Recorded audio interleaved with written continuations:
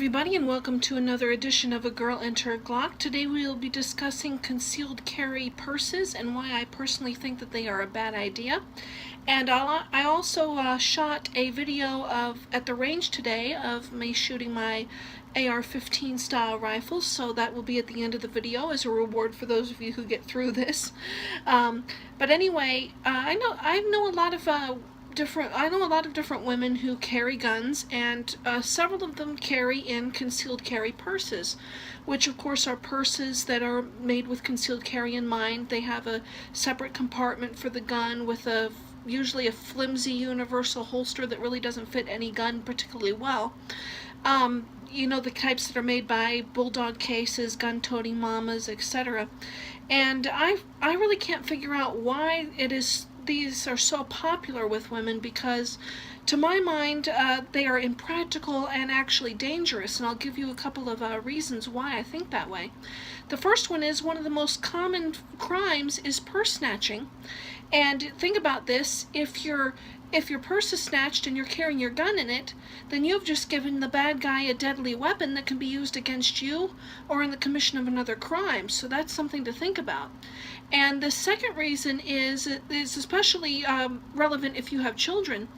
You know, a lot of women, you'll see them put their purses down in the car seat when they're adjusting something or putting their kids in the car. They'll take the purse off, lay it down. Or they'll put the purse in their shopping cart when they're at the grocery store because it gets heavy on their shoulder.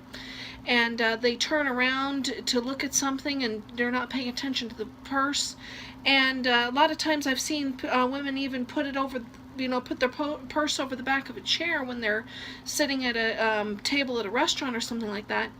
And if you forget that you're carrying your gun in your purse and you leave it unattended, somebody, especially a small child, could get into your purse and find your gun. And there have actually been several cases of women who have been shot by their toddlers because the toddlers went into their mother's purse and found her unsecured gun when she wasn't paying attention and pulled the trigger. And both of these scenarios are much less likely to happen if you're carrying on body like you should. I mean, it's much harder for a bad guy or a small child to get a hold of a gun that's on you and concealed than it is for them to go in your purse or to snatch your purse. And another thing is, with all the different holster options out there, there's really no reason to carry a purse at all, even if you're wearing a dress. You know, there's a lot of holsters that allow you to carry on body that don't require a belt or anything like that. You can always use an ankle holster, a thigh holster. I've even seen a thigh holster that's doubles as a garter, a lace garter that can hold a small 380 like a Ruger LCP. And you have, your belly bands, which I personally have a belly band that I love.